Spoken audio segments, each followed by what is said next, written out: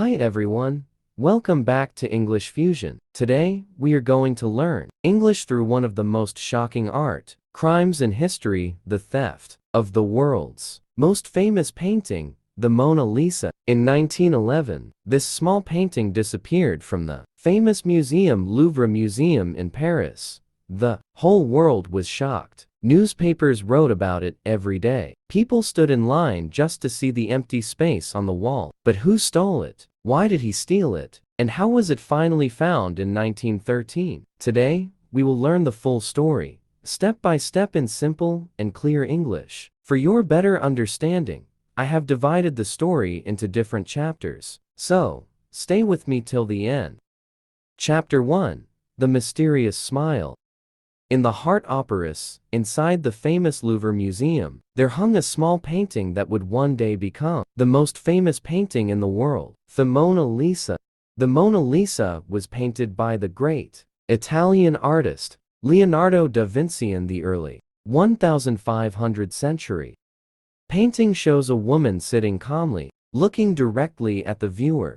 Her soft smile is mysterious. People still ask today, why is she smiling? What is she thinking? Before 1911, the Mona Lisa was respected, but it was not the most famous painting in the world. Many visitors walked past it without much attention. It was just one masterpiece among thousands inside the Louvre. But everything changed on one shocking morning in August 1911. Chapter 2. The Man with a Secret Plan. The man who would steal the Mona Lisa was named Vincenzo Peruggia. He was an Italian worker who had once worked at the Louvre. His job was simple. He helped install protective glass over paintings. Peruggia was not a rich man. He lived in a small room in Paris. He was quiet and did not stand out. But inside his heart, he believed something strongly. He believed that the Mona Lisa did not belong in France. He thought the painting belonged in Italy because Leonardo da Vinci was Italian. He believed that France had taken the painting unfairly. Historians later said that this was not completely true. The painting was brought to France by Leonardo himself when he moved there and worked for the French king. It was legally owned by France. But Peruggia believed it should return to Italy. Slowly, a dangerous idea grew in his mind. He planned to steal it. Chapter 3. The Day the Painting Disappeared. On Monday morning, August 21, 1911, the Louvre was closed to the public. This was important. On Mondays, cleaning and maintenance work was done. Peruggia wore a white worker's coat, just like the museum staff. No one questioned him. He walked calmly into the museum. He went to the salon car, the room where the Mona Lisa was displayed. He waited until the room was empty. Then, in a moment that shocked the world, he lifted the painting off the wall. The Mona Lisa was protected by a wooden frame and glass. Peruggia carried it to a nearby staircase. There, he removed the frame and glass. He wrapped the painting in his coat. Some reports say he hid it under his clothes. Others say he carried it openly, pretending to be doing repair work. He walked out of the museum. No one stopped him. The greatest art theft in history had just happened, and it took only minutes. Chapter 4. The News That Shook the World. The painting was not missed immediately. On Tuesday, an artist came to copy the Mona Lisa, which was common at that time. He saw an empty space on the wall. At first, people thought the painting had been removed for photography or cleaning. But soon, the terrible truth became clear. It was gone. The Louvre closed for one full week. Police searched every room. They questioned workers and visitors. The French government was embarrassed. Newspapers around the world printed the story. The theft became international news.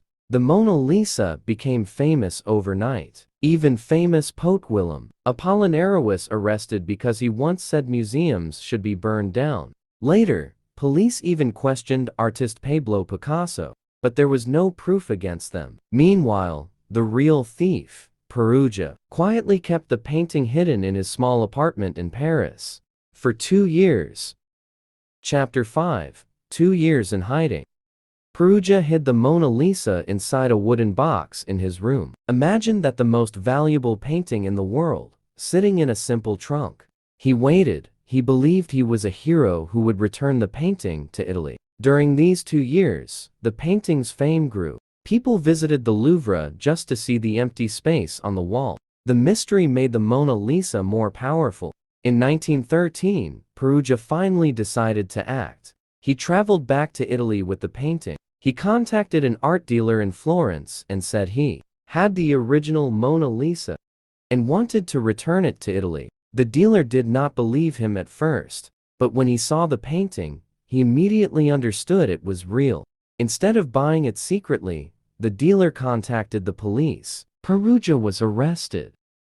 Chapter 6: Return of the Masterpiece. Before returning to France, the Mona Lisa was displayed in several Italian cities. Crowds gathered to see it. Many Italians even supported Peruggia. They saw him as someone who tried to bring Italian art back home. But the law was clear. The painting legally belonged to France. In early 1914, the Mona Lisa was returned safely to the Louvre in Paris. Peruggia was put on trial in Italy. His lawyer argued that he was not a criminal, but a patriot. The court gave him a light sentence, about 1 year in prison. But because of good behavior, he served only around 7 months. After his release, he lived a quiet life, and later served in World War I. Chapter 7: How the Theft Changed Histories. The theft of 1911 changed everything. Before the theft, the Mona Lisa was famous among artists. After the theft, she became a global icon. Her mysterious smile became legendary. Security in museums around the world became stricter. Protective glass, alarms, and guards became more common. Today, the Mona Lisa is displayed behind bulletproof glass in the Louvre. Millions of visitors travel to Paris every year just to see her, all because one man believed he was doing the right thing.